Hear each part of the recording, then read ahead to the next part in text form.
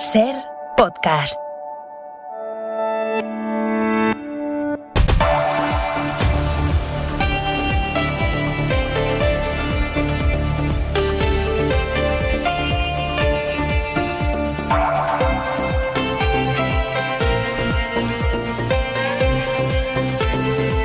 Esta noche viene a hora 25 la presidenta del Congreso de los Diputados, Meritxell Batet, que esta tarde ha trasladado a los parlamentarios una reprimenda muy explícita tras semanas de un cada vez más asfixiante clima parlamentario con insultos, con gritos cruzados. Yo me pregunto si somos conscientes de lo que proyectamos hacia afuera. Y si se hacen esa reflexión, no dudo de que todos ustedes llegarán a la conclusión de que no estamos manteniendo los debates en los términos adecuados en absoluto. Y la dureza parlamentaria es perfectamente compatible con la buena educación. Y esa dureza parlamentaria no tiene por qué derivar en ofensa. Lo que sí les digo es que no voy a ser neutral en la defensa de este Parlamento, no voy a ser neutral en la defensa de las instituciones de nuestro país y no voy a ser neutral, en definitiva, en la defensa de la democracia. Así ha abierto Batet el pleno de esta tarde después de que la semana pasada Vox protagonizara un espectáculo de insumisión parlamentaria sin precedentes cuando uno de sus diputados insultó a otra diputada, la llamó bruja y se negó después a abandonar el pleno a pesar de que la presidencia de la Cámara lo había expulsado.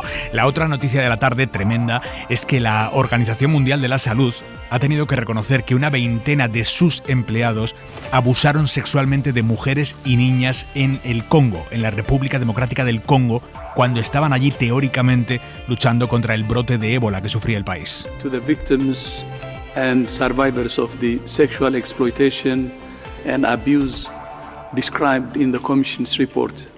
I'm sorry. Les prometieron empleos a cambio de mantener sexo con ellas y después les extorsionaron para que abortaran. Después de haberlas violado, les presionaban para que abortaran. Trabajadores de la Organización Mundial de la Salud, el director general de la OMS, ha pedido perdón esta tarde a las víctimas. Aquí en España está reunida ahora mismo la comisión mixta que preside Pedro Sánchez junto al Gobierno de Canarias, el Cabildo de La Palma y los ayuntamientos afectados por el volcán de Cumbre Vieja. El Gobierno ha declarado hoy la isla zona catastrófica y ha aprobado el primer plan de ayudas urgentes, son más de 10 millones de euros.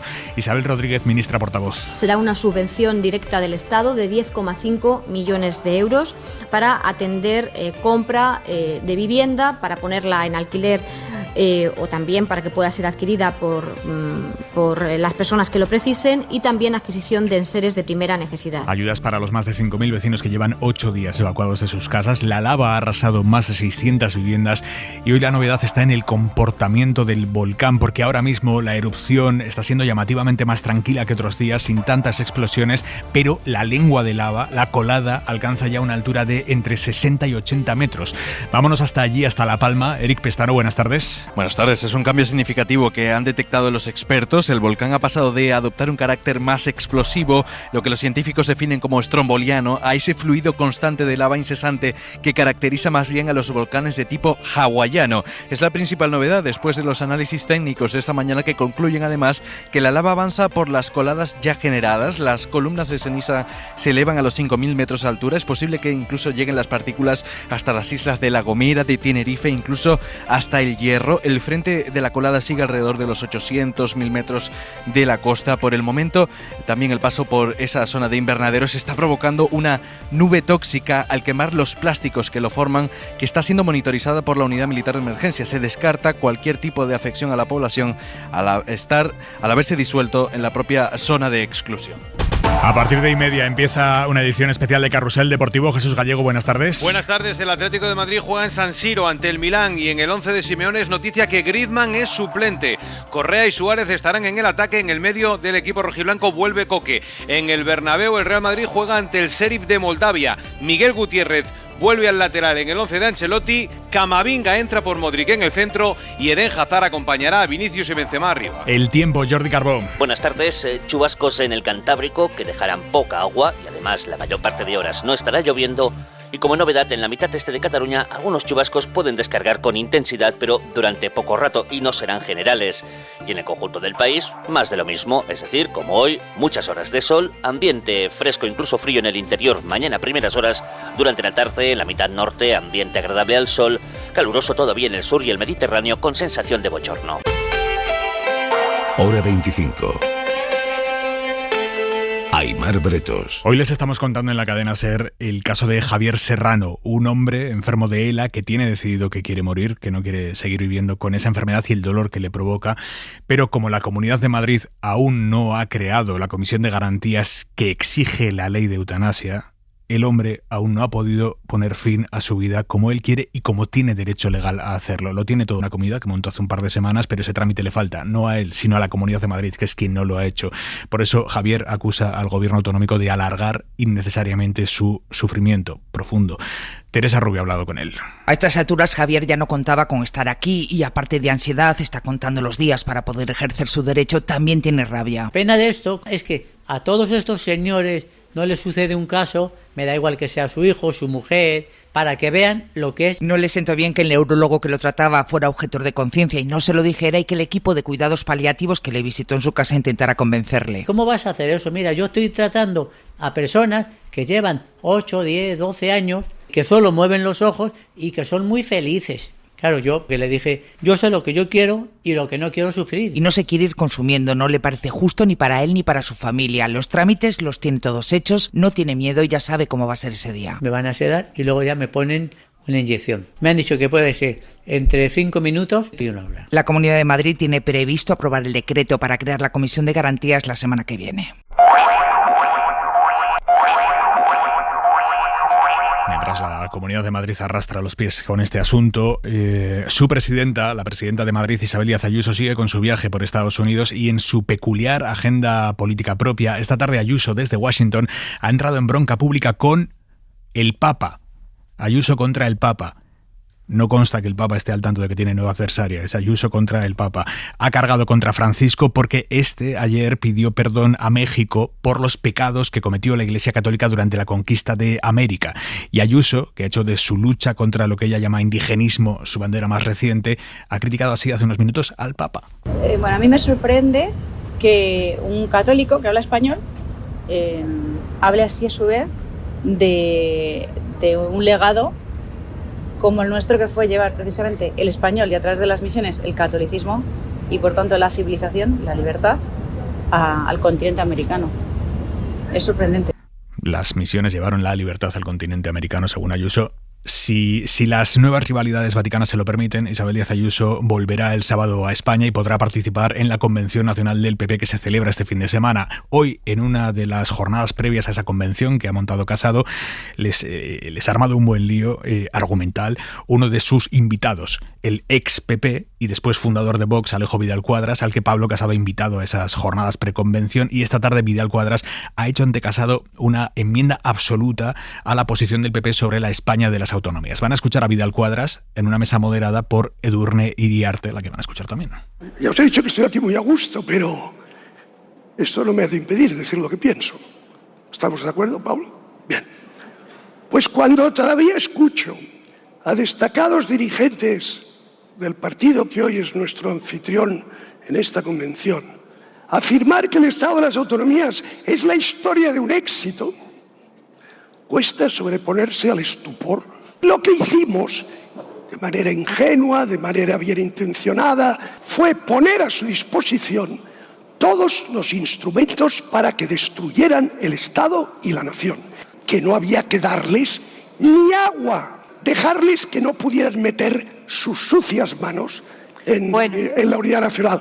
Y esto es lo que no se hizo. Es evidente que hemos hecho muchas cosas mal, seguimos teniendo eso que llamamos un problema nacionalista, claro. Pero lo que es cierto es que el Estado autonómico ha dado grandes éxitos y Castilla y León, por ejemplo, Andalucía, Comunidad de Madrid, Galicia y Murcia. Y para mí esa es la respuesta. El problema lo tenemos todos. Sí, pero Alejo, déjame acabar. Que no tenemos un problema. Sí, Alejo, déjame acabar. Cuando digo... No, pues que Alfonso lo hace muy bien y Juanma Moreno lo hace muy bien. Una nación no puede poner en manos de sus peores enemigos los instrumentos para ser destruida. Y han dado el golpe de Estado porque tenían todos los medios para hacerlo. Yo te quería decir una cosa, Pablo. Necesitamos líderes que puedan afrontar estos tiempos duros. Que aquellos que bueno, que flojeen de piernas o les tiemble el pulso. Esto se va al despeñadero. Pablo, necesitamos líderes que no les flojeen las piernas. Y Casado allí delante sentado. Poco antes, Pablo Casado había vuelto a criticar al gobierno español delante de personalidades europeas a cuenta del reparto de los fondos europeos de recuperación. Hoy esas críticas las ha hecho Casado ante el expresidente del Consejo Europeo, Donald Tusk, y el expresidente del Europarlamento, Antonio Tajani. Ante ellos, Casado ha hablado así del gobierno de España. Hay que decirle al gobierno que no se puede soplar y sorber al mismo tiempo. No se puede plantear en Europa una agenda europeísta para recibir fondos europeos y al mismo tiempo apoyarte aquí en un partido comunista, en un partido populista o en los partidos nacionalistas que quieren la disgregación del territorio nacional y por tanto la fractura. Hoy Casado la preconvención a Valladolid, y el presidente de Castilla y León, Alfonso Fernández Mañueco, ha seguido a la estela que ya inauguró ayer el gallego Núñez Feijóo, intentar alejar al PP de Vox. En esta convención en la que se tienen que marcar, digamos, los raíles ideológicos del PP, ayer Feijóo intentó marcar todas las instancias posibles con Vox. Hoy lo ha hecho Fernández Mañueco, lo dicen de forma velada, pero lo dicen. Mariela Rubio.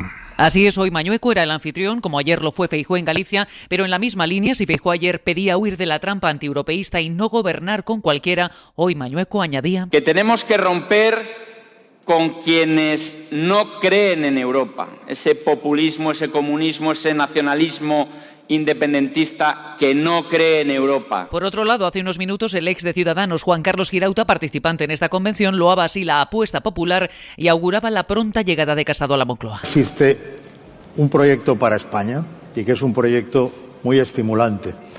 Este proyecto que yo creo que triunfará y que Pablo será el presidente del gobierno a no mucho tardar. Para el PP, discursos como este evidencian la descomposición de Ciudadanos. Mañana la convención se traslada a Madrid, aunque no asistirá Isabel Díaz Ayuso por hallarse de viaje oficial en Estados Unidos.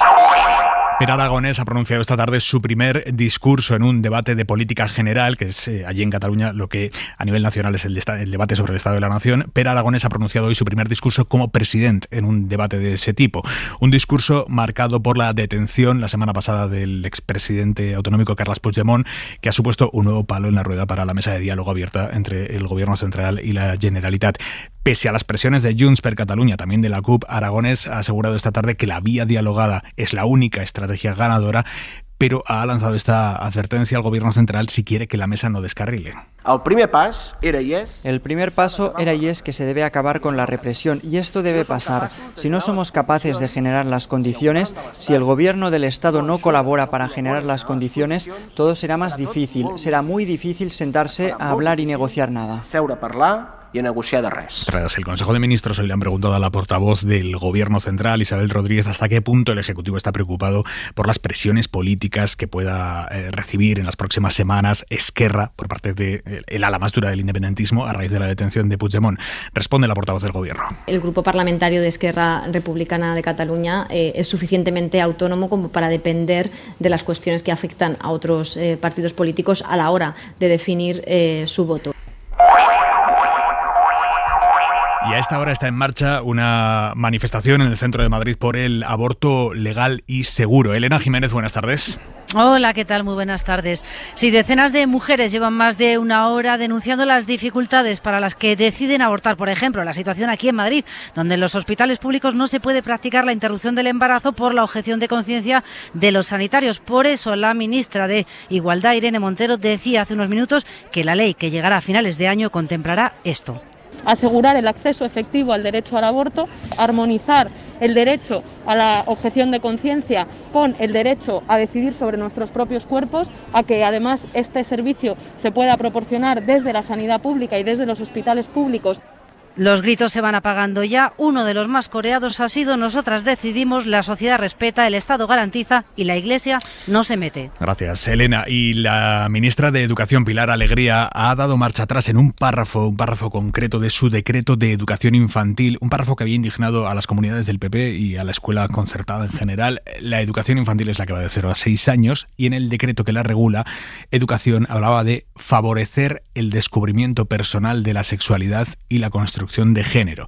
Esa frase había levantado una polémica tremenda, así que el departamento de Pilar Alegría ha decidido cambiarla y ya no se habla de que la escuela favorezca nada, ningún descubrimiento en materia de género a esas edades o en materia de sexualidad, sino que ahora el texto pide a la escuela que evite que se discrimine a quien descubra algo en ese descubrimiento sexual a esas edades. Adela Molina, buenas tardes. Buenas tardes. En la nueva versión del decreto que regula la enseñanza de 0 a 6 años se mantiene la idea de que en esta etapa se produce el descubrimiento de la sexualidad y se inicia, dice, la construcción sexual y de género sin distinción entre ambas. El Ministerio de Educación ha decidido, sin embargo, eliminar la frase en la que se decía que la escuela debe favorecer ese descubrimiento de la sexualidad y la construcción de género y lo ha sustituido por una llamada a evitar en las aulas actitudes que los niños puedan imitar y que lleven a la discriminación. Es imprescindible, se dice textualmente, identificar y erradicar en su caso los posibles mecanismos de discriminación oculta que pueden persistir en el entorno escolar. El nuevo borrador se va a debatir mañana con las comunidades autónomas.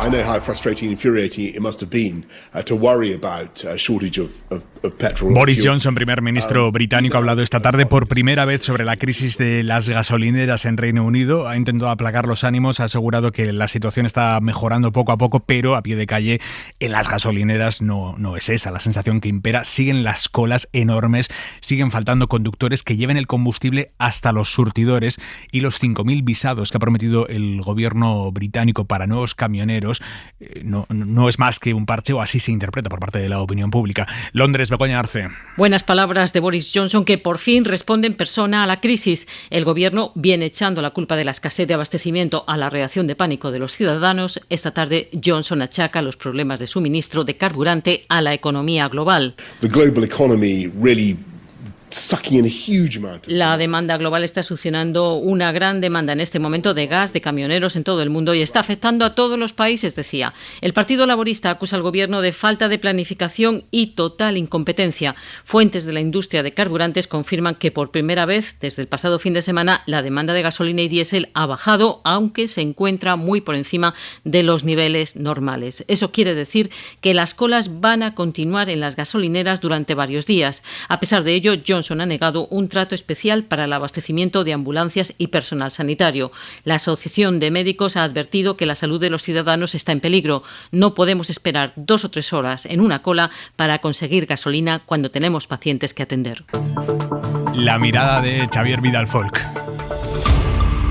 El gobierno alarga durante un mes adicional, hasta final de octubre, el periodo de vigencia de los ERTE. Beneficia así a 250.000 de trabajadores en empresas con dificultades sobrevenidas por causa de la pandemia. Además de la cosa en sí, que es muy importante porque salva del desempleo a mucha gente, esta decisión incorpora otros 2 datos trascendentales. Uno es que el gobierno lo hace con el apoyo de las patronales COE y CEPIME, que eran reticentes hasta el final a prestar su firma.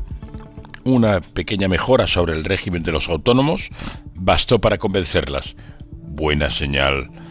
Sobre todo porque esto sucede tras la negativa empresarial al aumento, aunque fuese muy limitado, del salario mínimo. Los más optimistas pueden aspirar así a que las presiones del líder del PP, Pablo Casado, sobre el líder de la patronal, Antonio Garamendi, para que no firme ningún pacto, multiplicadas por el aplauso empresarial o los indultos en Cataluña, han fracasado.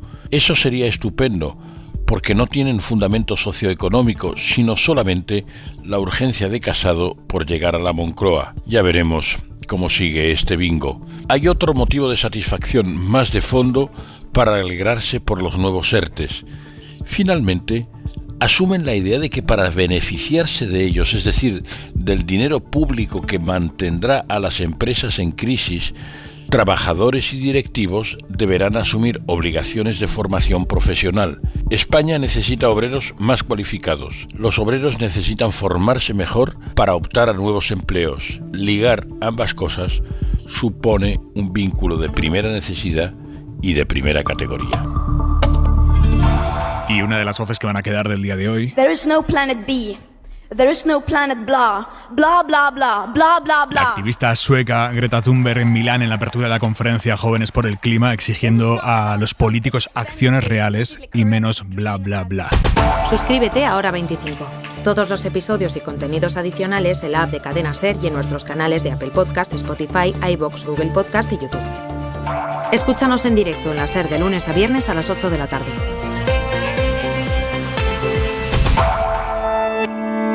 Cadena SER. la radio.